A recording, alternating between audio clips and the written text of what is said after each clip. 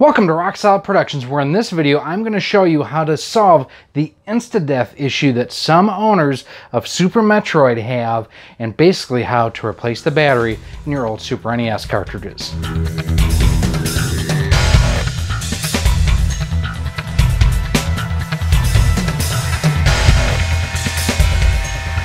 Hello and welcome to Rock Solid Productions. My name is Gary, your host here, and I want to thank you for stopping by, especially if this is your first time here. Obviously, if you're here, you're looking for a solution to a problem. I'm hoping I can help you out today.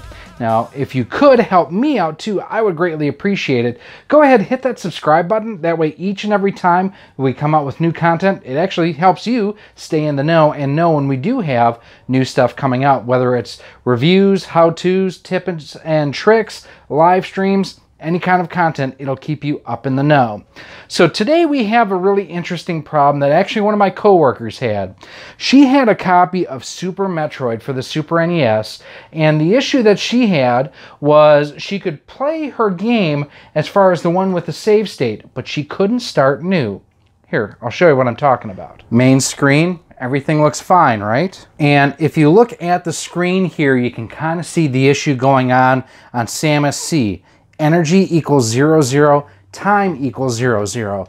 So if I were to go in here and start a new game, what happens is everything loads up. Let's start game. And Samus dies instantly. Right there at the top of the screen, you can see what happened there. So the issue is, as I say, the battery on the system. So we're going to reset. And the way that we can test this out, and the Retron 5 is the perfect machine to test this out. And here's why. The Retron 5 dumps the ROM to the system.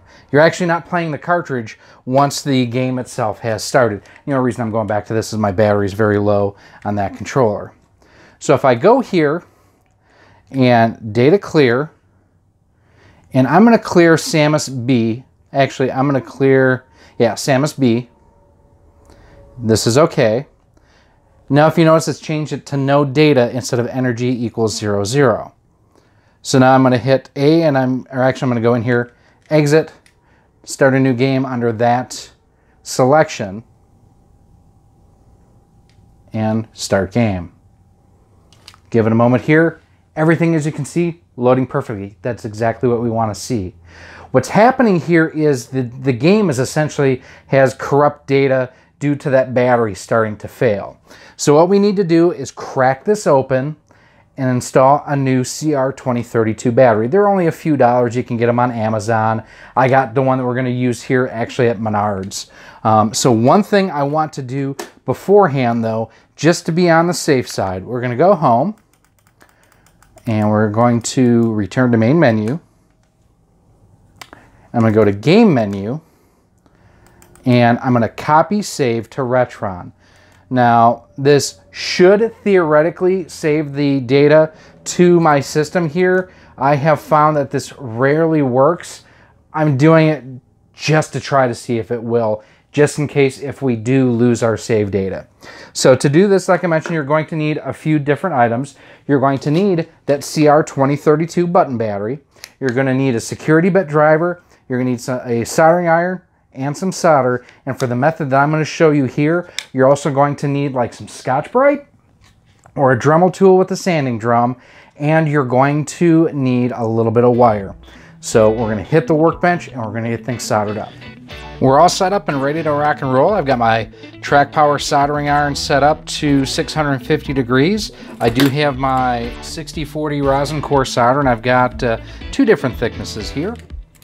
I have my security driver. I also have another one in my Hitachi drill driver. I do have some Scotch-Brite that we'll need, a little bit of wire, and then I'll actually be using my Dremel to scuff up the battery here in a second.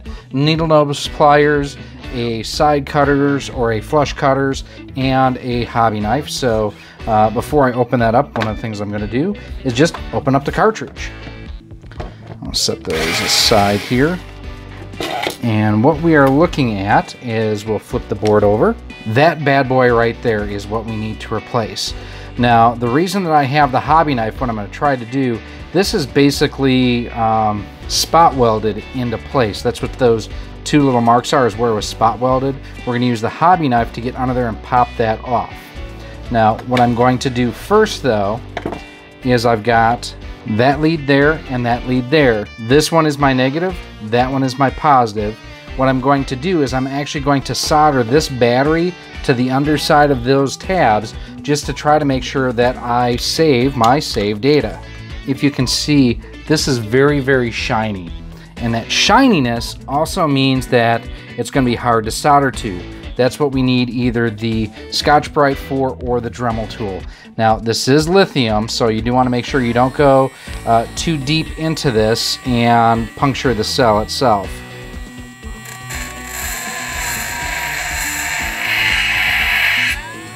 Now, I've got just a little bit of an etching there. That's really all I need. I'm going to put a little bit more on it, though. There we go.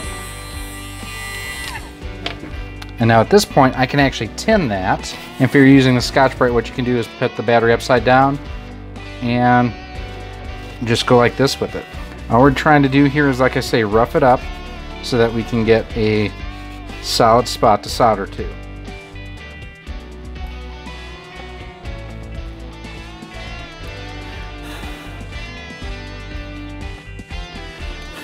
Much happier with that. There you can see I've got a nice little tack of solder there. Now we need to do the same thing to the other side. Now be careful, it is metal, it will transfer heat, you can burn yourself. So let it cool down a little bit before you flip it over. And now on this side, same thing. I'm actually finding the Scotch-Brite is working better than the Dremel tool was. And there you can see that side is pretty well scuffed. And there we've got our little blob there. So the reasoning behind this approach here is what I'm actually going to do is solder a wire from here to that terminal and from the other side to that terminal so that I basically have a life support system in place. Now, one thing I did do before I started filming is I did check my voltage on the battery there to make sure that it was fairly low. It's virtually dead. So we should be safe doing this. If the voltage on the battery is too high, you cannot do this. You will short it out, or not short it out, but you could definitely cause a rather significant little boom. Now, one thing you can do too, if you would want, is you can actually use some solder flux paste on the wires themselves, and quite honestly, you can just dunk it right in there.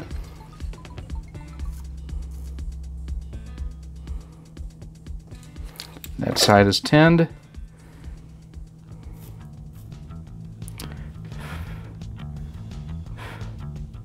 That side is tinned. So again, that side left is negative, right is positive. I'm going to come this way just to make sure that I don't accidentally jump the positive and negative leads there.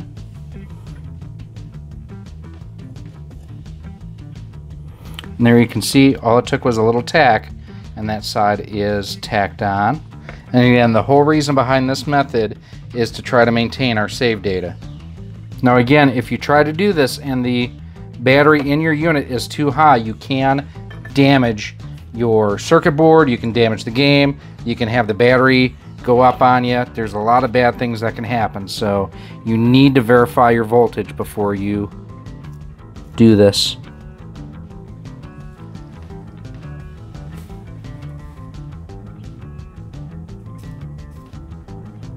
That side is connected.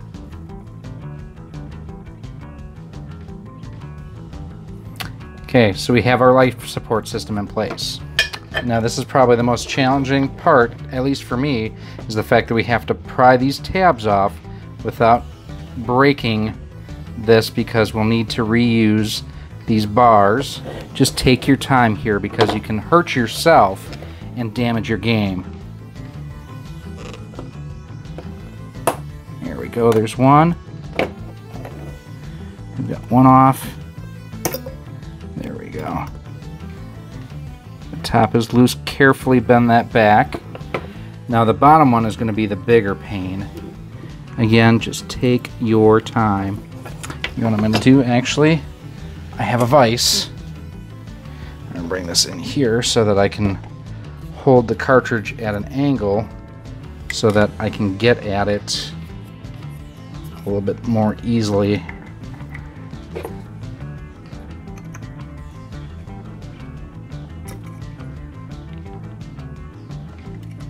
Again, be careful. I mean, you can see how close my fingers are to the blade there, and one little slip and I would have been cut. But the old battery is now out. Now at this point, I'm going to tin it, and I don't know how easy this is going to be to tin. Since it looks fairly shiny, I might have to hit it with the Dremel. Let's see here. Be nice if it was pretty easy. Oh, very easy. Solder that onto there. And then try to leave myself enough room so I can actually unsolder my wire. Now, before you're tempted to use a pliers to hold this in place, just remember, if you have a pliers on the top and bottom of that battery, you'll be dead shorting that out. That would be bad. And we are soldered there, which is good. Unsolder my lead from there. And this is the most difficult part of this process, I would say. Getting the iron in between. Alright, and we'll get our last little bit of touch up here. Cut out a bunch of just soldering that you guys really didn't need to see. Solder joint looks plenty shiny. There is a little bit of a gap, but it's all filled by solder. And then the other thing that we need to make sure that we avoid as well as the battery should not be hitting that IC, that chip. So what we're going to do at this point, I'm going to let everything cool down.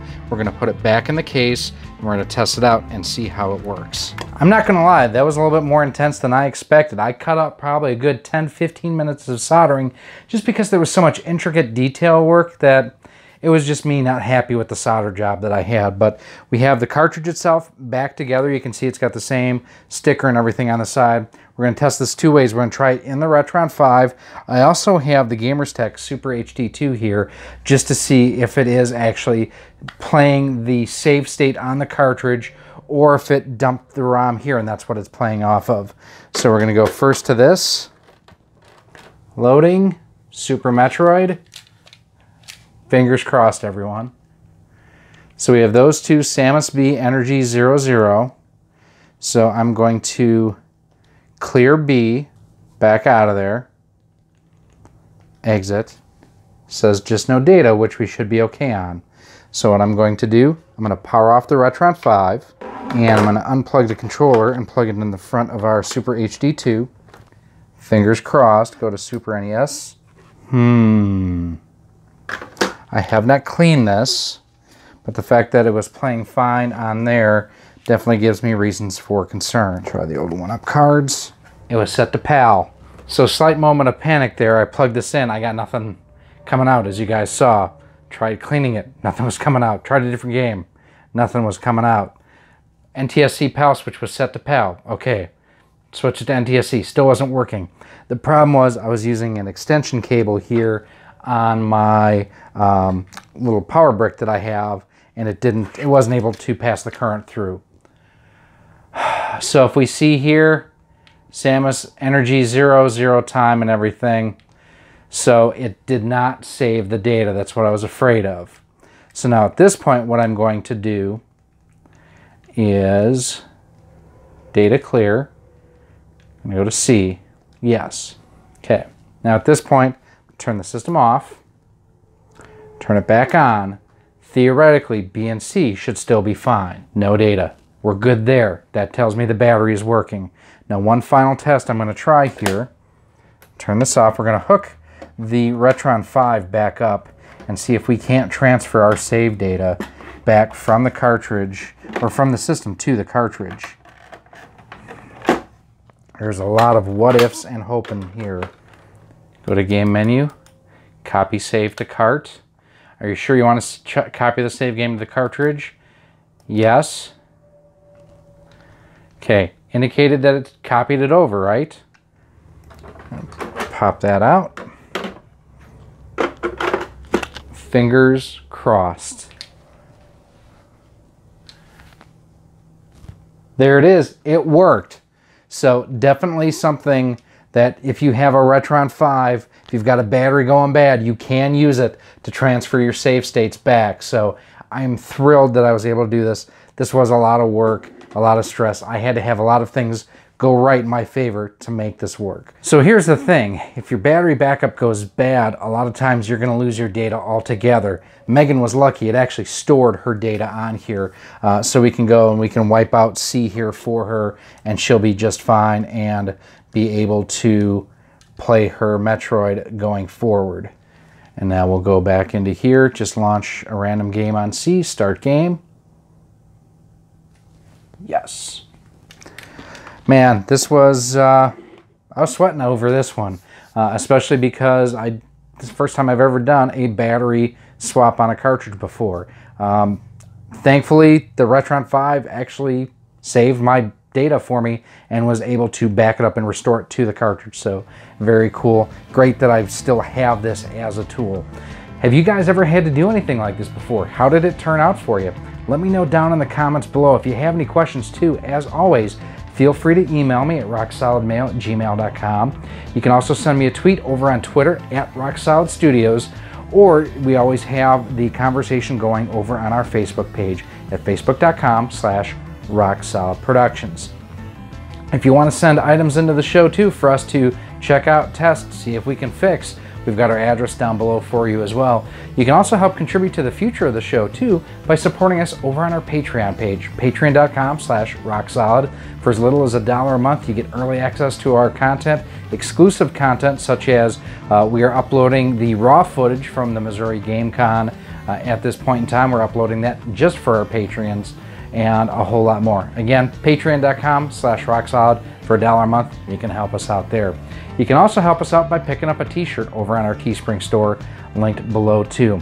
And finally, like I mentioned, don't forget to hit that subscribe button. That does really help the channel grow and show YouTube, hey, we're doing stuff that people like to see. So yeah, this was a lot more challenging than I expected. I'm glad that it all worked out. In the future, what I would probably end up doing is unsoldering both of the tabs after I transfer the backup data to the Retron 5, dump it back to the cart, and at least that way I know that I've got a good backup to work with. It was a pain soldering that negative terminal underneath the battery. That was the main thing that I didn't show you guys, was just how much time I spent making sure that that solder joint looked good, it felt good, and it didn't short out against the any of the chips on the board.